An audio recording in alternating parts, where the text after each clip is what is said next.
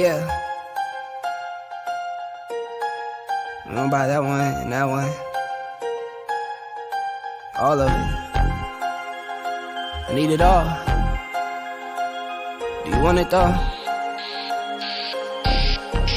Where do I begin? I see the hate, they don't wanna see me win. Bank deposits, I got more coming in. Top down, throw the money in the wind. I don't want it all. Heard the scammer had to switch up the accounts. Moving paper, gotta call it my account. It's all in, I can have it coming out. Been through the struggle, I can see another drought. Yeah, it's not a purse, it's a merge, 6 figures. Hey guys, welcome to another session of Educators Roundtable. I know you're thinking, like, where is Christine today? Well, Christine is actually at a speaking engagement, so I wanted to make sure we made this session of Educators Roundtable.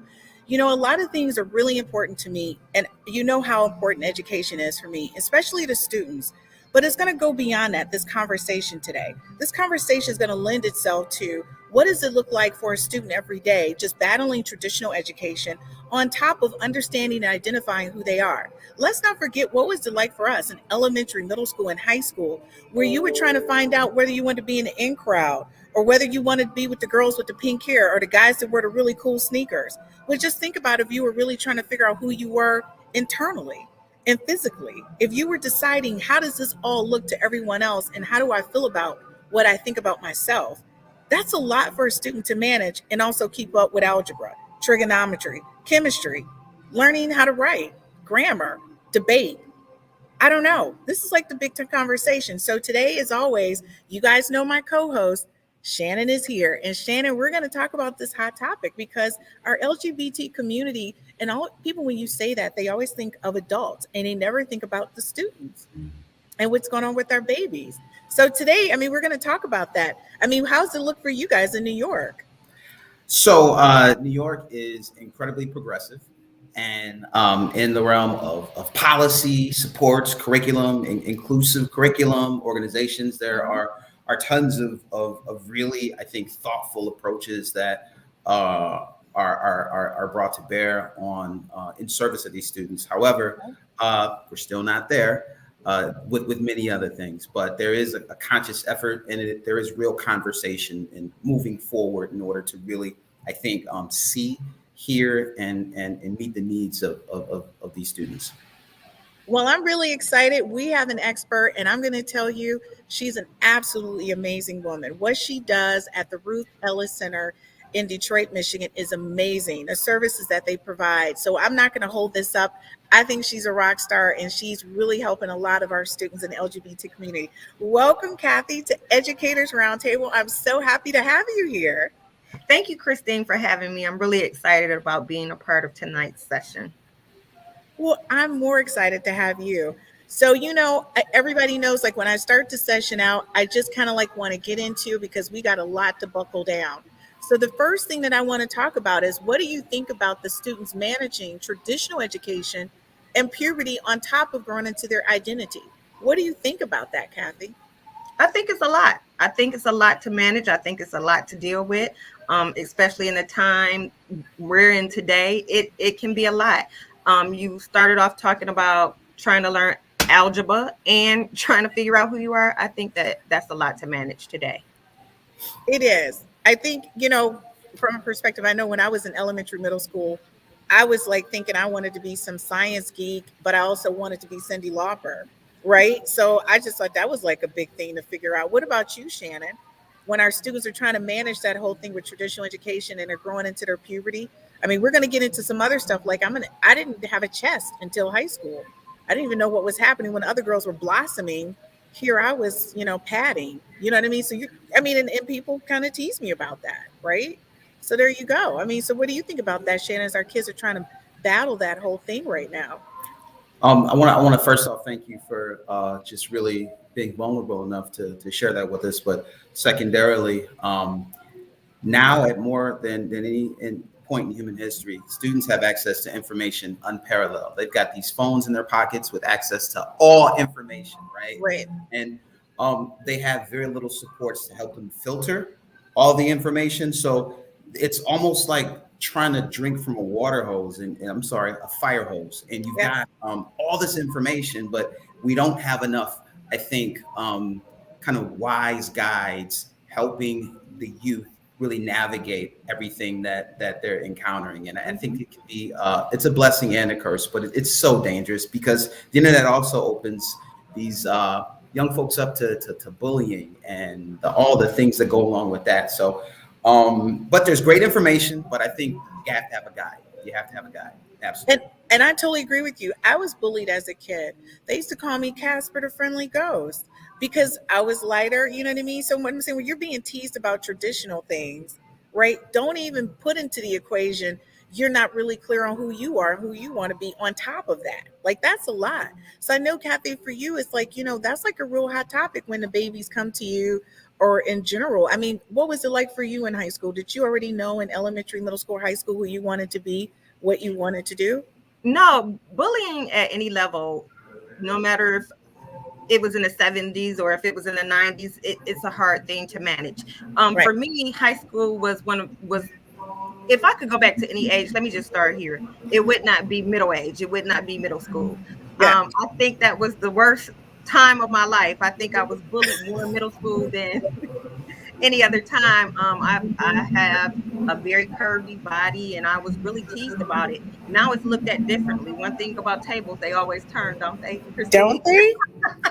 So I'm just saying, we did not have to deal with all of the things we have now. We didn't have cell phones in our pockets. We didn't have the internet. We didn't have Facebook. We didn't have Instagram. We didn't have those things that would make it so easy to be bullied so quickly.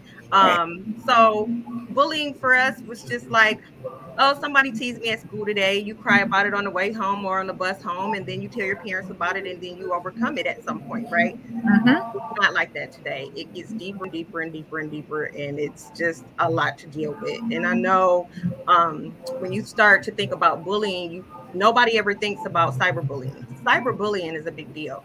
Actually, it's such a big deal that in 2019, Youth Risk Behavior Surveys show that students that self-identified as gay, lesbian, or bisexual, 32% of them were bullied on school property. And of the 32%, 26.6% of students were cyberbullied in 2019. So it's a big deal. And those numbers are really high. And it's very concerning. So, and I always tell people there's a larger picture equation to what happens in a youth's life, right? And so I often think back when I was a teacher and talking to students, and I used to say to them all the time, okay, this is what happened to me, but let me understand where you're coming from. And I think a lot of times when you're in the classroom or you're looking at it from that perspective, I remember a principal saying, well, why do we have to have different bathrooms now? And I said, well, think about it from this perspective. It's understanding if this person has decided to shift the physical of who they are, think about their comfort level. And I said, so let's transition that to a point where women used to go into a regular bathroom to nurse their babies. So now you have family bathrooms now, even, at the airport, restaurants, everybody has it where you can change your baby's diaper. So I said, things have shifted. There was a time where you couldn't breastfeed in public. And I kept telling people, this is the same thing. This LGBT community didn't just come along at this point. They've been here, but they've just been kind of working and weaving themselves in a heterosexual environment and just accepting how they maneuver and respond to things. And I think back to a young man when I was in high school, he was very indifferent and I didn't understand him, but he used to dress in a very unique way, but he used to wear makeup. And Prince was really big then. So we didn't really think about it because we were thinking, oh, he's with the Prince Revolution people, but he wasn't. Because now that I see him later in life, he's made the complete transition over. He's no longer him, he's a her. So you know what I mean? He just kind of fit in that mold. And do you find that a lot of students are doing that? They just kind of fit into a mold so that they don't cause a lot of attraction or attention from other people? That is called gender expression. It's a difference between gender expression and gender identity. Gender expression is how people identify or communicate through their appearance, their behavior, or their clothing.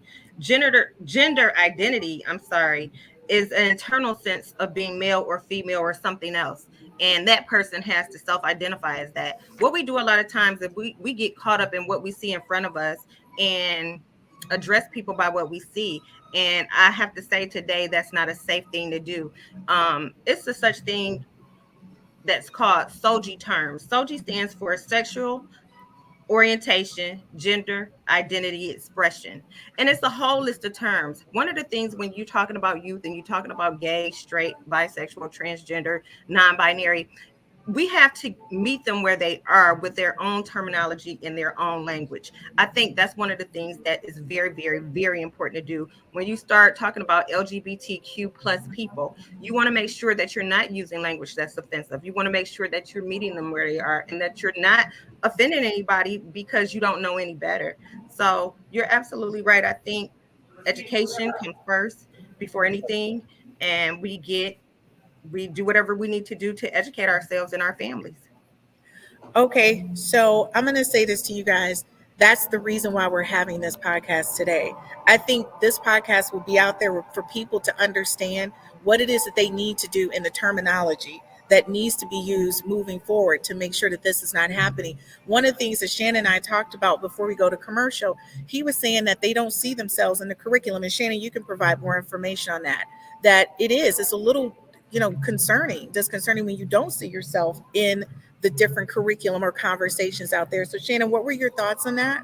I think we have a tendency to separate, and it's a sliding scale.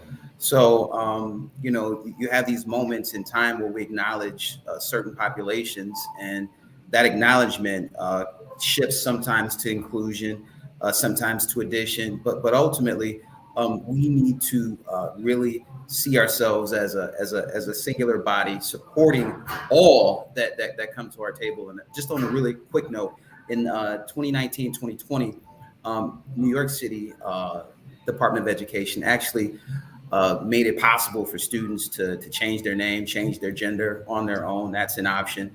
And they really have done a good job of providing guidelines to support transgender and gender expansive students. And so there's some ways in which they've been really supporting these students, and they've provided staff and students with guidelines on gender inclusion. So they've been working. Like I said, I think it's been progressive in theory, but it just I think it's a lot of it comes from a singular space, and now it's up to the organization to really ensure that those students who have those experiences are really fully supported. You know what? And I love that you guys are managing that. It is really difficult. And I say that a lot of times it's really difficult for students to speak up. And sometimes when they don't have the support at home with their parents, that's another difficult situation. So not only are they dealing with school, they're dealing with home as well. So in our next half, guys, we're going to really talk about what amazing things that Kathie does over at the Ruth Ellis. And I'm so excited. I can't wait to hear all about it. So when we come back, you'll see Shannon and you'll see Kathie, and they're going to talk through the different things that she's doing over there at the Ruth Ellis Center. And then I'm going to join you guys back for the last 15 minutes because I want the focus to be on Kathie and not on Christine. This is really about providing and ensuring our LGBT youth community knows that they have a place to go and someone that can hear their voice. And at the end, if you guys are interested in talking to Kathie on how you can do this in your school district, feel free to contact her. We're going to leave all of her contact information on our site for you guys to reach out to her. So let's go to our commercial and we'll see you guys back in just a few minutes. Yeah.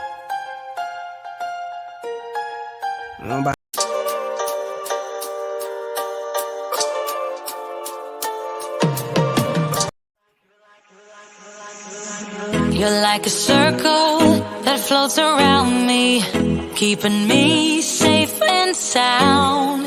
And when I fall, you tied a rope to me. You're blessing me every day.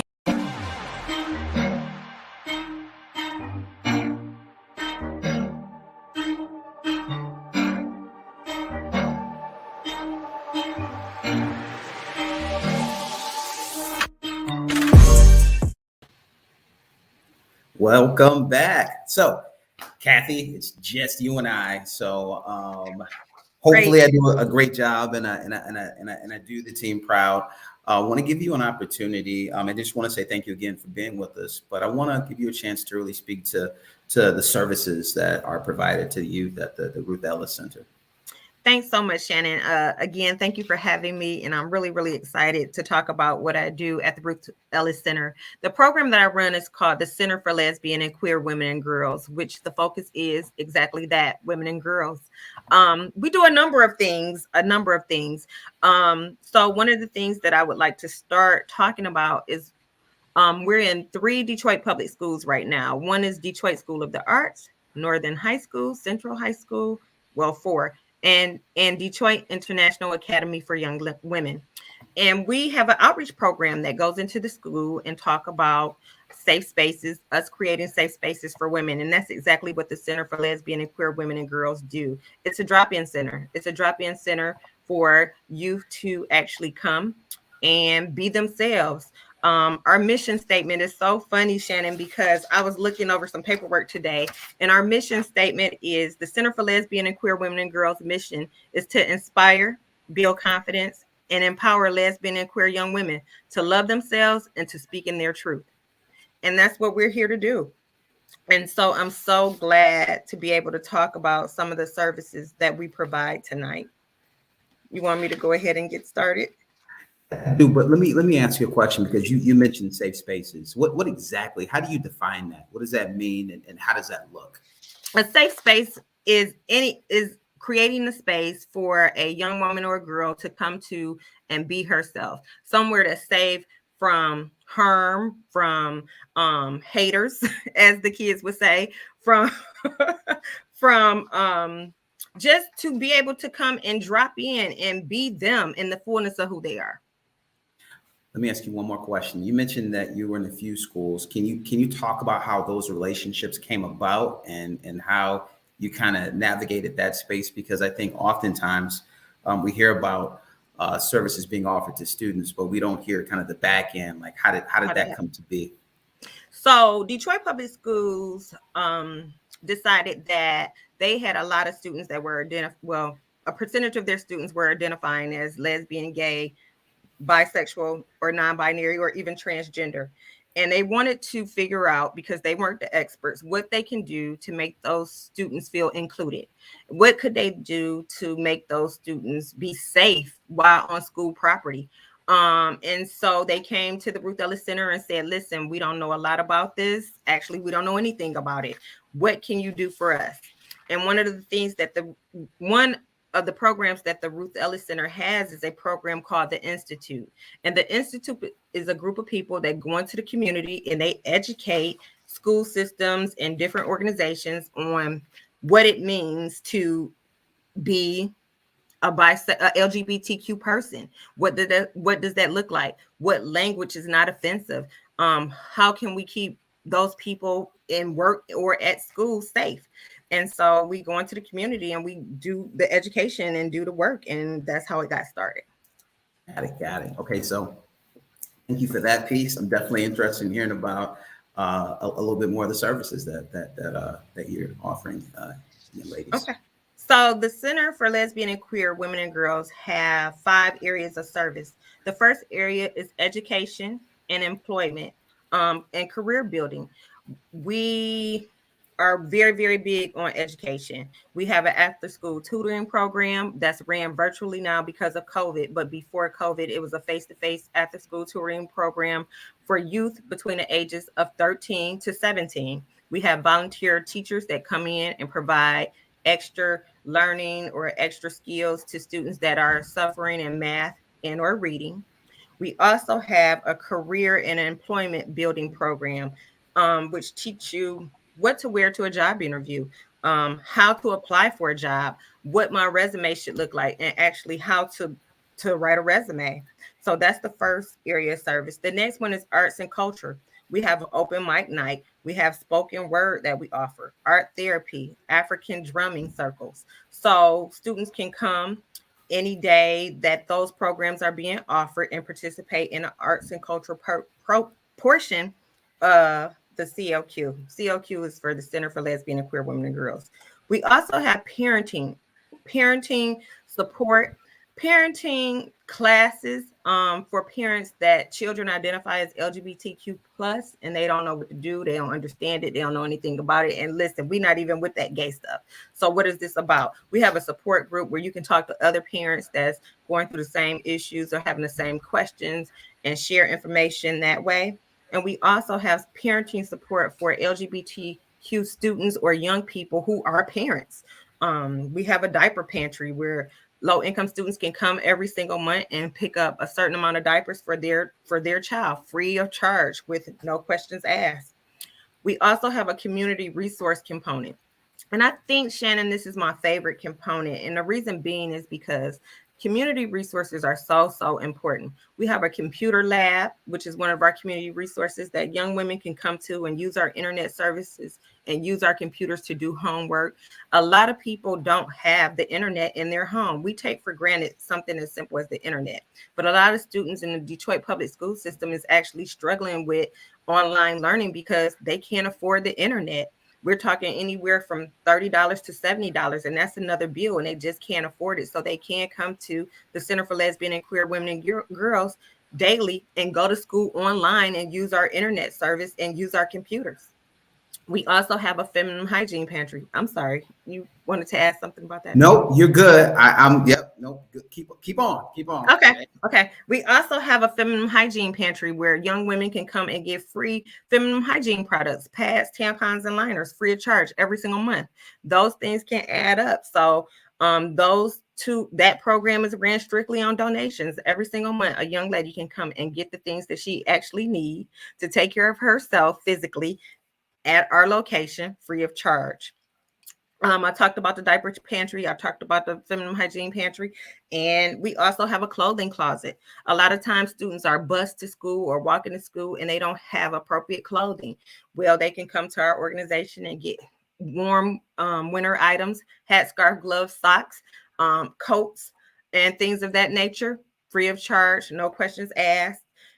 That's why the community resource portion of the program is one of my favorite, because before we get into education, we try to meet clients and students where they are. We have to meet their immediate needs, food, shelter, and clothing first before they can go on and think about education or anything like that. We also have a health and wellness component, behavioral health as well as physical health. So a student can come by appointment and sign up and speak to a therapist about anything that they want to. And the therapist is willing to work around the student's school schedule. We also work very closely with Henry Ford Medical Center. We have an in-house clinic where they can come and get treated for STD, take a pregnancy test, anything from hormones to anything that they need. And the medication is given right there on site, and they can talk to a doctor or nurse right there on site. So those 5 components, and that is our focus with our students. Okay, so you've given me a lot, and we'll just take it at from the top at the beginning. Okay. And you mentioned just education, employment, and career building. Can you speak a little bit more about how you support students with their studies, with their coursework? I know you mentioned tutoring, and as you speak to that, can you talk to how COVID potentially changed the way you deliver services to the community? COVID really changed the entire programming for the Center for Lesbian and Queer Women and Girls, because what we had to do was try to figure out a way to still stay engaged with clients and still promote programming. And one of the things we had to do was move a lot of our programming from face-to-face to virtual. And again, you always have the struggle of people not having laptops in their homes and people not having internet service in their homes. Again, a lot of us take those things for granted, but a lot of our students, especially in the area that we're located in, it's a very impoverished area. And a lot of people don't have the necessary things that they need in order to stay linked in, to stay in touch and stay in contact. So what we started to do was, after the shutdown, we started to open up by appointment only. So students that wanted to use the computer and wanted to use the laptop, we would only have so many students in the actual drop-in center at a time. They would have to sign up, get their temperature taken, go through the whole COVID questionnaire and all of that kind of stuff. and so that we were still able to service those students, because they still had homework assignments, they still had things that they were responsible for, and we just really tried to assist them as best as we could during COVID. Got it. With respect to the support with employment, do you have partners that you work with that you're really like, are these internships? Are these just jobs that students kind of jump into? Who are you working with, and what are some of the opportunities for some of these students? They are internships. We have, because we are linked in with Detroit Public Schools, we have a social worker that actually manage students that want an internship at the center. So we link them up with the social worker, and she does all the behind the scenes paperwork that's necessary for them to actually have an internship. So we work with 3 different companies. One is TD Automotive. One of them is Mercedes-Benz. We were working with them pre-COVID, and another one is Blue Cross Blue Shield. We were working with them as well before COVID. And they came in and they started to, and another one, and I hate to bring this up, but it's true, is a lot of cannabis agencies were coming to us looking for interns, and so that minorities could learn the behind the scenes business for cannabis. And so about 3 different agencies came to us because they wanted to hire minorities and they wanted to hire LGBTQ people. And so we let them in, we sent them through the training, the whole LGBTQ safety and all of that, and linked different students up to different agencies. Okay. And you with that, you've got a career building component that supports with the resume writing and all those pieces, correct? Correct. We have retired volunteer teachers that come in and teach students how to write resumes, what they do mock interview sessions. They talk about what you should look like when showing up at a interview, because believe it or not, students don't know that. That's something that's not taught in Detroit Public Schools. Students show up in jeans and students show up in tennis shoes to a job interview. And so we have volunteers that come in and actually train students on what the appropriate attire would look like and how to actually write a resume and a cover letter and why it's important. So you spoke to arts and culture, and you specifically referenced art therapy. Sounds like something I should be getting into in my life, but can you tell me just a little bit more about that? So we have, again, volunteers that come in and teach an art therapy class once a week to students that's interested in art therapy. They come in, we provide all the supplies necessary that the students would need to continue with the class, and they have an art therapy class. I'm not in it. I'm more of a spoken word open mic girl because they do that as well. But yeah, like with the yes. With the okay. So the spoken word community is a whole deep underground community, and we have some youth that is very, very, very into that. And so we actually try to host the open word mic night quarterly at the Center for Lesbian and Queer Women and Girls, and it is a wonderful time and a wonderful turnout. With the African drum circles, are we doing the drumming ourselves in the space, or are we like actually? We have a teacher. We have a teacher that's actually coming in and teaching drumming circles. So we have students that sign up for that, and that class is on Saturdays. They have a student teacher that's actually teaching drumming, and they're participating, and we actually have the drums available for them to learn on and take out and take home. And we actually, and I forgot to mention this of one of our services, we also have a lesbian and queer in-house library. So they can take out books, they can take instruments home, bring them back, sign them out, bring them back. Yeah. Wow. You mentioned something when you spoke to some of the challenges around kind of working virtually. Mm-hmm. And really it's the lack of internet connectivity. And that's something that I think we are seeing in every major urban area, especially. So in New York, for example, we distributed a little over 500,000 web-enabled devices. However, there are certain areas, shelters, students couldn't, they didn't work. I mean, and the infrastructure just wasn't in place in order to make that happen. Are there any potential partnership opportunities within the Detroit area to bring kind of Wi-Fi to those houses? I know that when I worked in Detroit, we had a partnership with Comcast, and they all of the students could get like I want to say low high speed internet for like $9 a month, but we struggle with that because those households have like a back cable bill or somebody else. Like it was. So are there any potentially new partnerships that can be developed in order to bring the resources to those families, or is that still kind of a conversation with you and the team? Unfortunately, Shannon, it's still a conversation. I know that the Ruth Ellis Center doesn't, but the Detroit Public School System has been diligently working on trying to make the connection with different companies to address the barriers and the needs of low-income students and students in general to make those things happen.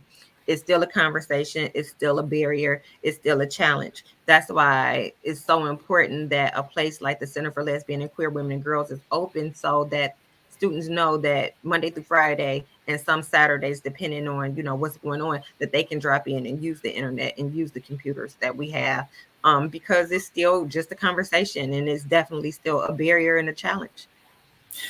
You mentioned parenting support for the parents. Can you just speak a little to that? Because I think especially in just folks of color, Black folks, brown folks. I mean, that's a conversation, and I think for some parents, it's a very real one. Can you kind of talk a little bit about how you approach that, how you support parents, and ways that other organizations could begin to do some of that same work? It's still a hot topic. It still can be challenging. Usually the parents reach out to the school and the school reach out to us, or the student reach out to the school and the school reach out to us and say, hey, we have this issue. So-and-so is being kicked out of his home because he just came out, or she's kicked out of her home because her parents are a very religious family and they don't, agree with her life or her lifestyle. And so we only intervene at the point where the parent is given our resource and our information, and they reach out to us. We don't take it upon ourselves and reach out to the parent and say, hey, we're here and this is what we do. We allow the parent to reach out to us. So once the parent reach out to us, we start setting up some type of appointment with our in-house therapist, and then we try to move them into some type of parenting support group, and where other parents are going through the same thing and have the same type of questions. And one of the things that I love about that support group is parent ran and parent led. So we kind of move out the way. We facilitate, of course, to make sure all the conversations are healthy conversations, but it's parent taught and parent led. So I love that about that, because parents share a commonality, and that is, I have this gay child, I'm not with it, what's really going on, type of thing. So, however, they are willing to engage in dialogue. They are willing to be heard and learn, right? These aren't Absolutely. the don't talk to me parents. No, it's not. Anytime a parent contacts us, they really are being proactive in trying to navigate through whatever it is that them and their child is going through. You mentioned parenting support for students or parents. What percentage of the students would you say are parents themselves? And in addition to kind of the free diapers, what additional supports do you potentially offer those students? So the percentage of students that we have that are parents, believe it or not, it's about 3%. And it's very few, but it is students that are parents that still identify as LGBTQ plus people. So outside of the diaper support, diaper pantry, we offer childcare resources during school hours. We also offer a therapist. A therapist comes with every service that we actually provide because we have a whole behavioral health team. So clothing, food, whatever it is that the person needs, we try to address the immediate need of the client. Got it. So, all right, let me make sure I got this piece here. So we've got we've got education, employment, and career building, arts and culture, parent support, parenting for students, and also we have a kind of community resource. This is one of your favorite parts here. Just the lab, the internet, the donations, the clothing closet, the warm winter items, all of those pieces. Can you speak a little bit more about that and about how you're making that work? I know you mentioned donations. Are these private donations? Do you have corporate sponsors? They are 90% of our community resources are ran off donations through private donors. Really? Yes, we do have some corporate sponsors that. I got to ask, how are you managing a program in multiple buildings, serving the needs of I'm sure, a pretty good population of kids with just private donors? I mean, how long have you been doing this work? This particular program, the women's program, is a new program. It's only 2 years old. Okay. So the other programs are ran, of course, through state and government grant. Okay. My program is ran off a state and government grant as well, but as far as the community resources, those resources are strictly from private donors. So our feminine hygiene pantry, our diaper pantry, we have some wonderful people that give every single month and every single year to the Ruth Ellis Center and want their money to be allocated for women and children. And that's who we depend on. And so a lot of those community resources are ran 100% off donations. So every year I'm out begging for warm winter items, feminine hygiene products, as well as and this is what I forgot to mention. They can also come to the center and wash their clothes. We have a program called Wash Your Load Wednesdays. So we have a washer and dryer, a commercial washer and dryer that was donated by an organization who actually put washers and dryers in the laundromat. So students can come to us every single Wednesday and wash up to 2 loads of clothes for free. And we provide the detergent. I was going to ask you about that detergent, Kathie. We provide the detergent, the bleach, and the dryer sheets. And believe it or not, those donations of detergent comes from private donors. Wow. So and that program is ran 100% off donations. I was doing some research, and this was a couple of years ago, and Detroit is one of the most generous cities in the country.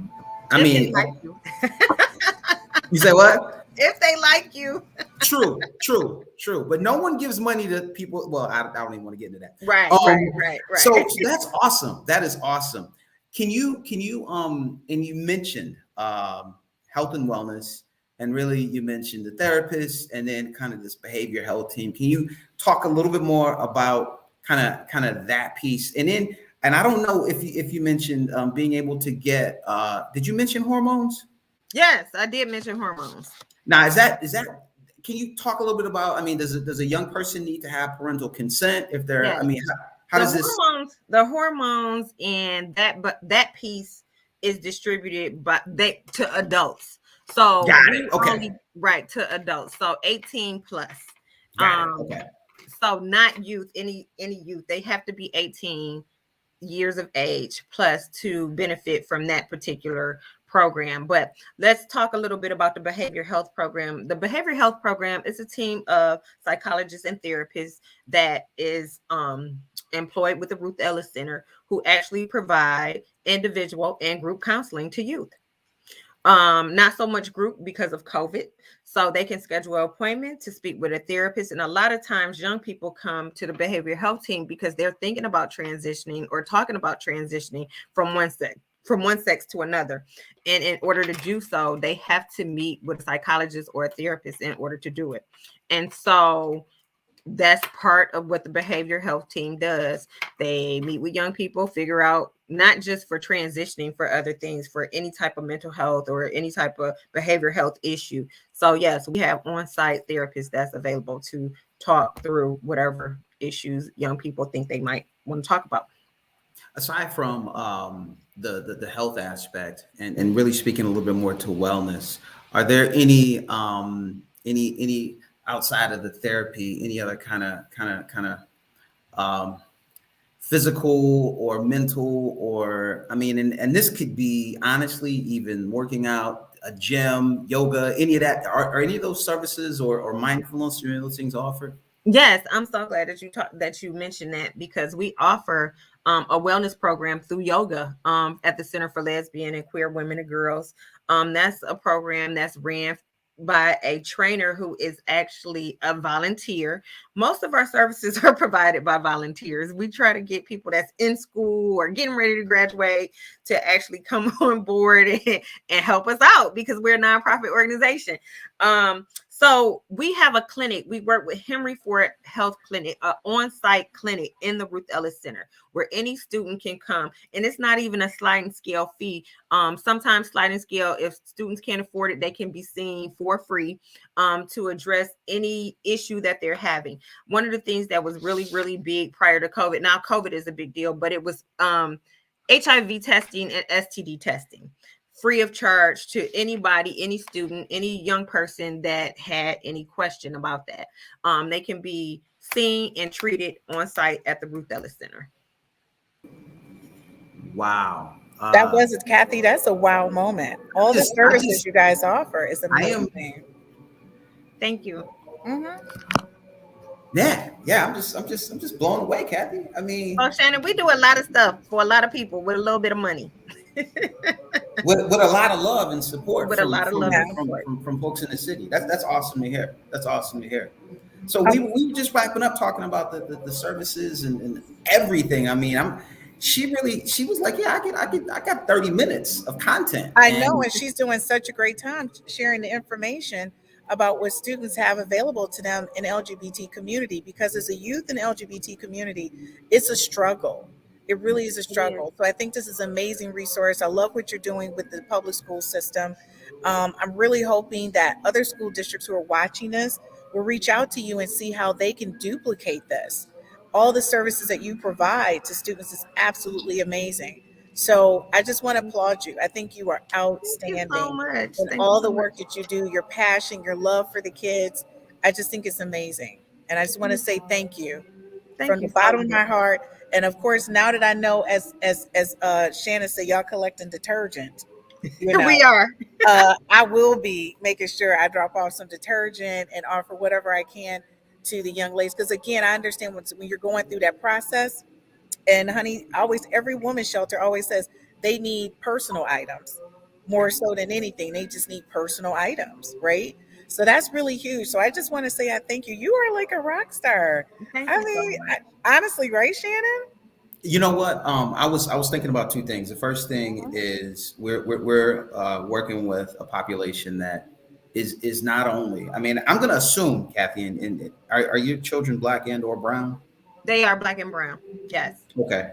So there's this intersectionality between like race and racism and gender identity and all of those components that come together. So there's some huge challenges that you work with, and I applaud you. I thank you for your work. You're an absolute hero. And I'm gonna actually work with Burkett to get some laundry detergent and some other items your way. So thank you. I'll make sure that like somebody will come by and drop them off for you. Exactly. Thank you. We definitely could use it. Feminine hygiene products as well, because that's what we do. So Absolutely. Thank you so much. One more thing that I wanted to mention is the unique thing about the Center for Lesbian and Queer Women and Girls program is that our focus is youth, but we don't turn any woman away. So we have an intergenerational component to that. So if you're a lesbian woman and you just need support, or you want some support, or you want to meet somebody, reach out to us and find out. So are you saying meet somebody? Like you guys have a dating service as well? Because like you're going way beyond. We have that one missed me. Hold on. We have activities. We have activities for adults as well, meaning like we have a paint and sip event coming up the 12th on February 12th. And it's not just for single people, it's for couples as well. But we have activities for adults and for children as well. So we don't turn anybody away. It's definitely an intergenerational component to the Center for Lesbian and Queer Women and Girls. So Shannon, go check that out. It's actually a dating thing happening too for the adults here. She's like the whole 360. It's a whole thing. Listen, you turn into adults, right? Yeah, I'm just saying, honey, you take wraparound service to a whole different level, right, Shannon? A whole different level. Whole different level. She's like, we're offering dating services. Okay, guys, so we have to go to commercial break. And I just want to say, as we go to commercial break, I want us to seriously think about how we can support this organization just with basic needs. Is funding on top of other services that they need. So when we go to commercial break, we'll be right back. And I want you to think about how you can help her community.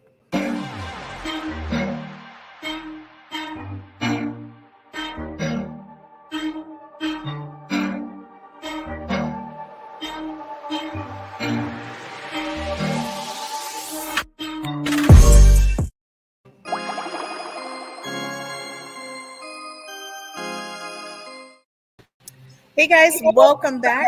For the last half of our show, I'm going to tell you I'm really excited about what you're doing in the LGBT community for our students.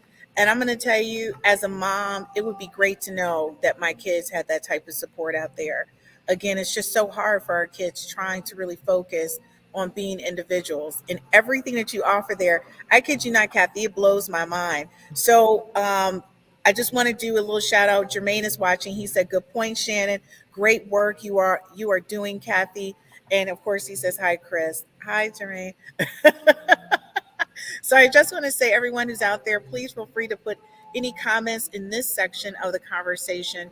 We're going to go a little bit deep, and in this section of the conversation, thanks again so much, Jermaine, for tuning in with us. We want to discuss with you guys.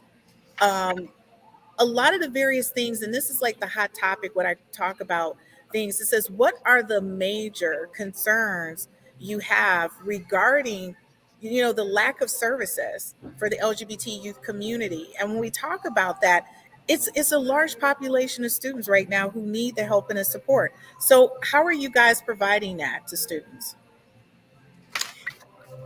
So when we talk about, when I see what is one of the major concerns that you have, not outside of what you offer, but the lack of those services where they're not offered? What are your major concerns around that, Kathie? One of my major concerns is for organizations in different school systems that don't have the resources or don't know where to go. What's happening with those students?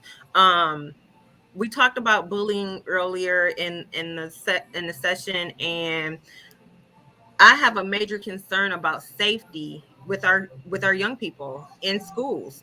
Not so much because being identifying as an LGBTQ person is a challenge in itself. Being able to show up in the fullness of who you are in a public space or setting is a challenge in itself. So one of my concerns, and one of my major concerns, and I don't know how you guys feel about it, but it's safety for our young people. And especially our young people that identify as LGBTQ plus people. Mm-hmm. I agree with you. I think safety is a big issue, especially when we're in a climate where we have a lot of racial issues going on. On top of that, we have students who basically are looked at indifferently because of just a physical appearance or the way they act or anything, and that's just, to me, it's just a deepening concern when we can't find that type of support within our own school walls. And that's like very serious to me. We've had the highest rate of suicides with our youth than we had over the past couple years. And I don't know whether it was due to COVID, but I know for sure we've had the highest rate. It was very concerning to me. One of the school districts, and this is public information, I'm not sharing anything that's not out there. DSLA school district started their year off with a young man who was in middle school who killed himself. He hung himself. And his sister found him hanging, and it was heartbreaking because for all intents and purposes, they said this is a really good kid. He never had any problems in the school district. They just could not understand. But that's the thing. Mentally, he was going through something. No idea that he could have shared it or had an opportunity to share. And I'll say this again, when you have programs like this connected to your schools, that gives children an opportunity, whether he was LGBTQ or not, he would have had another resource to talk to someone. And that's what this is about. I want us to understand this is not just about the LGBT community. This is about providing a resource in your school district that will help support students in having another ear, another voice, something to connect to that will help them gain a better understanding. I think his death could have been avoided. And it hurts me because he's one of thousands of students this year who decided to end their lives. And I'm just so concerned. So Kathie, I'm going to say to you, You are a hero in my book. I don't even know what's happening. I just think you're a hero, and I wish I could throw a cape on you right now, and you could go from state to state helping people stand up this whole thing. So I'm going to ask you again, what is your major concern when you look at school districts that don't have this service available? I'm just concerned about where students go for services. Do they have the information? Do they have the resources that students need? And I where do you go from there? Because if suicide is a concern, which it is, because students don't have an outlet, then reach out to somebody, reach out to us, try to find out how to start a gay straight alliance within your school system. What a gay straight alliance look like, get the education that you need to make that happen. So again, Christine, I know I sound like a broken record, but safety is definitely a concern of mine. When schools aren't aware of what's going on and they don't have the resources that they need to make the connection for youth. What's an example of some of the things that has happened when you say safety is a concern? Again, we talked about bullying. Bullying is a big one. Bullying, cyberbullying, depression, which is not often talked about. Depression is a big one. And just knowing that students don't have an outlet is a whole issue. To be able to self-identify, or if they're not getting the support they need at home, school is another outlet. So it's definitely important that schools try to get the information that they need to be to make everybody feel comfortable. I like that. I think is, and that's the whole thing, is to make everyone feel comfortable. I think there's an education component that's really huge. Just going out to schools and talking to them, so students who are not LGBTQ have a better understanding of who those students are and why they're doing what they're doing, and that will perhaps open their eyes to how they can be more supportive and reduce the number of bullying incidents. Right? I think is when you don't know and you assume and you play around with your head what you think is happening versus the reality of what's happening. And I also think it'll probably help a lot of educators in that space understand too what's needed to support those students. Shannon, what's your thoughts on it?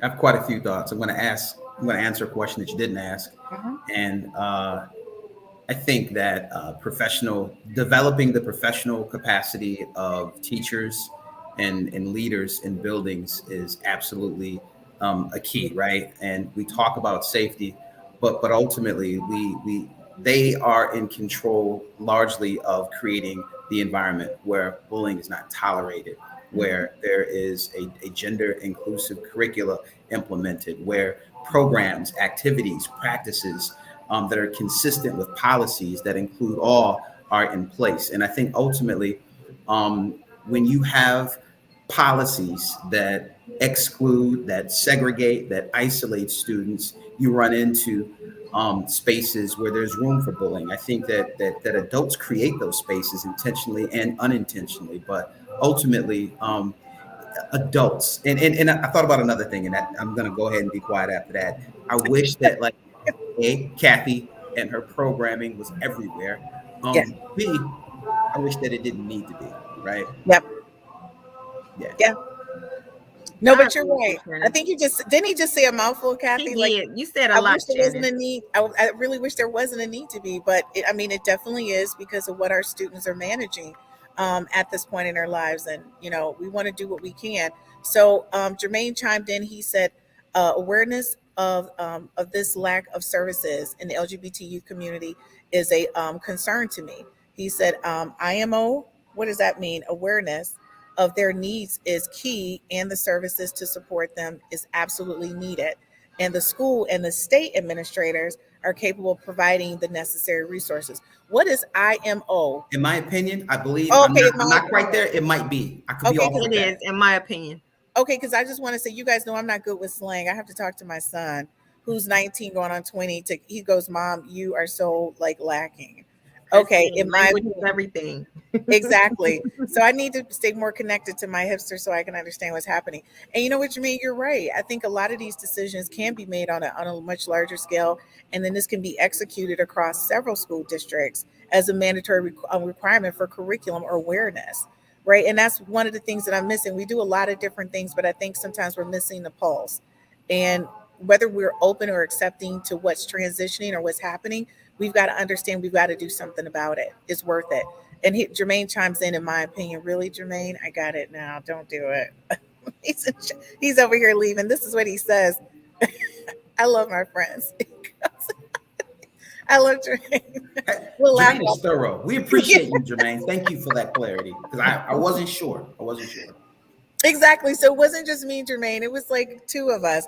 I think Kathie knew what was happening, but Shannon and I are maybe a little bit out of touch. So thank you for that. But I want to say, Kathie, definitely this is just not a one-time conversation. I would love to bring you back when we have our superintendents and school leaders on, so you can really talk about, how this will actually provide some equity within the school district, which is another. See, when we talk about equity and inclusion, and we talk about equity and a loss of education, this is one of those components where I think, Shannon, you can tell me if I'm wrong or not. We often forget this is a part of equity. It's providing that, right, to our students. Absolutely. Yeah, but I don't think this component is a part of the conversation, is what I'm saying. I think this is like a missing component of that conversation. It would be great if this was a part of it, because this is serious at this point. I just think it's so needed. I see a lot of my young men, and one of the guys, he walks in my neighborhood, and I say to him all the time, he says, you know what, you're so much like my mom. And I said, why? He said, because you always ask me, what am I doing, what's going on, and how I'm feeling. Whenever I see him, I don't care what time it is. If he's walking up and down the street, I ask that question. And one time he said to me, he says, you know what? He says, Miss Christine, I said, sure. He says, can I tell you? He said, I was offered an opportunity to go dance. And I said, dance where? And of course, it was at a gay club. And I said to him, honey, I don't think that's a good idea. You're 18. I just think you need to really think this through. And I don't think that's the way to immerse yourself in that community. I think you just need to take a moment, right, and stand back.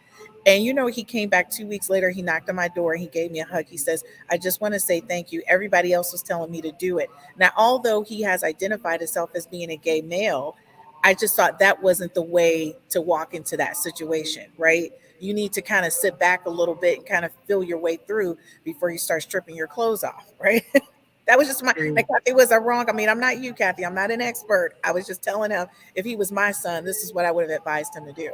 Listen, you don't have to be an expert. You just have to know something about something. And you're absolutely right. And my parental advice is always absolutely not. Why do you think that's a good idea? Let's start there. Again, I'm a mother as well, so it's a lot. It's a lot when people have to deal with. So, and that's, to me, it was the equivalent of a young lady saying she wanted to go dance at a strip club. Absolutely. It was the equivalent to me. So I was just like, a no is a no. So as we wrap up this session of Educators Roundtable, and like I said, Kathie, you will be back, because I think what you're saying is like really a hot button right now. And I want to lend to you and Shannon so you guys can close us out. And then, of course, you guys know I'm going to do my closing and welcome everybody back for our next session. But you go ahead, Kathie. What's your closing statement to our community? Because we want them to make sure they know who you are and how to find you. Thank you. My closing statement is, again, Christine and Shannon, thank you so much for having me. I've enjoyed myself, even though I do not like talking on camera.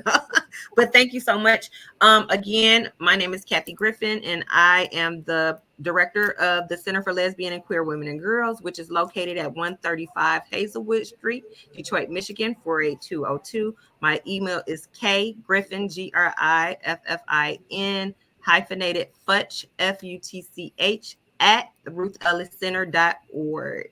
Thank you so much for having me. Okay, guys, and just in case you didn't get that, her information will be posted in one commercial by itself, and to give you a little more information about the Ruth Ellis Center and all the services that they provide. And Shannon? I think equity is equity. And I think that, unfortunately, there's shades of equity within those shades, and there's subpopulations within the populations. And when we talk about Black folks and we talk about brown folks, do we talk about women? Do we talk about the LGBTQ community? And how are we really within our community supporting one another? And I think that's something to think about and talk about.